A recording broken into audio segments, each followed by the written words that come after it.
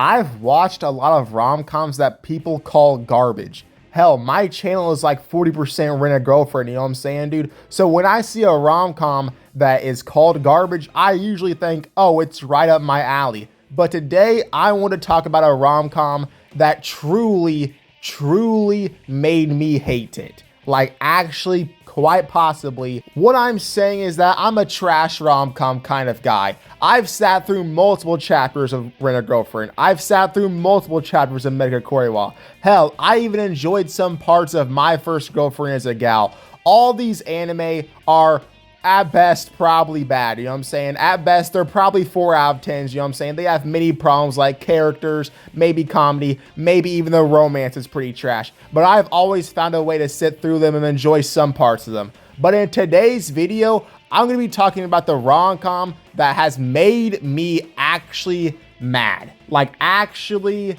it's just bad. It's just bad. Like, there's nothing I can actually latch onto in this anime, and there's nothing that I even enjoy about it.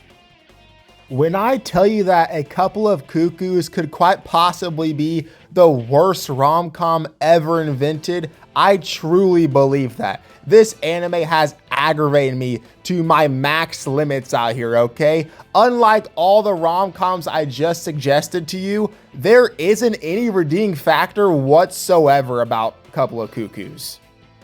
So in today's video, I wanted to talk about the premise, the characters, the story, and the harem aspect. This is the worst rom-com ever made in the history of rom-coms.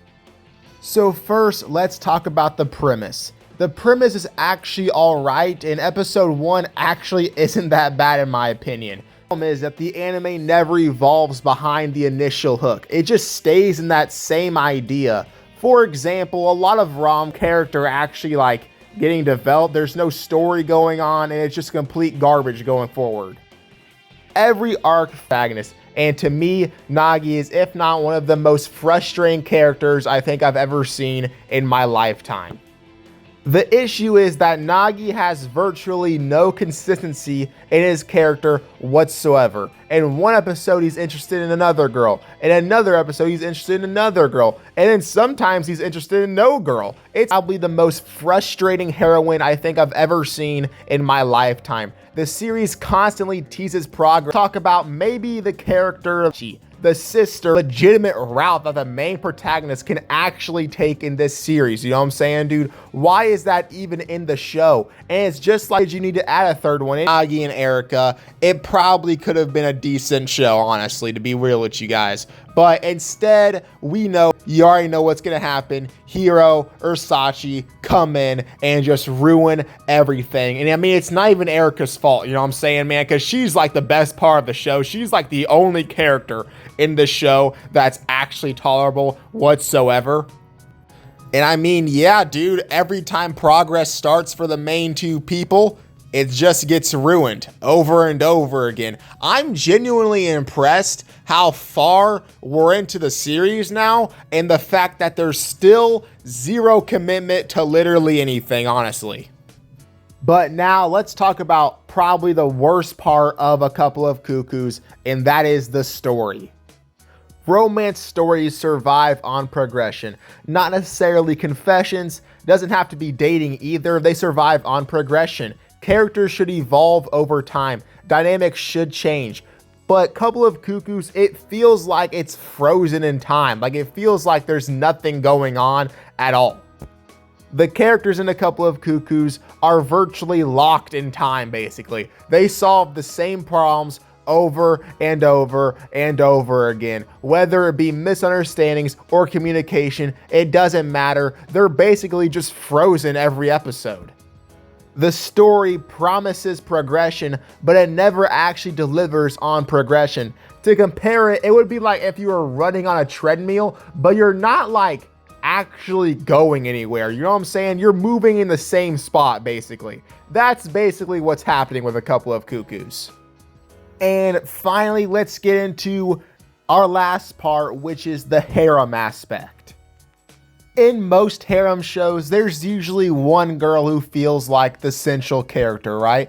For example, High School DxD, who is your main girl, right? She's the main choice. In a couple of cuckoos, is there really that? Like, I understand Erika is the main girl. She's the main heroine. But is she really the obvious choice? Like, it doesn't feel like that to me. It seems like in a couple of cuckoos, they just throw girls at Nagi unlimitedly, man. Instead of developing one central relationship with plenty side characters, they instead develop like 3 relationships poorly, and not one of them is written well. Hell, even in season 2, they threw another girl in the show who I don't even know, because I didn't even watch season 2, because this show is that bad, bro. I didn't even pick up season 2, man. Maybe I'll make a part 2 of this video showcasing how much I hate season 2, because I've heard that season 2 is worse than season 1. The result of the harem is a cast of characters who really don't function well together, and they all don't have any satisfying progress for their characters. It really just doesn't blend well together whatsoever. In conclusion, a couple of cuckoos isn't just bad because of its premise. It's not bad because it has frustrating characters. It's not even bad because the harem sucks. It's bad because it wastes every opportunity it's ever even had. It has a potentially great premise, and it had a potentially great main heroine in Erika, and yet it throws all of that away for endless romance that just doesn't make any sense whatsoever, with no character progression at all. A good rom-com will make you care about seeing the 2 main characters get together, right? But a couple of cuckoos made me forget about every character and every conclusion, because I just could not care less about who anyone ends up with whatsoever.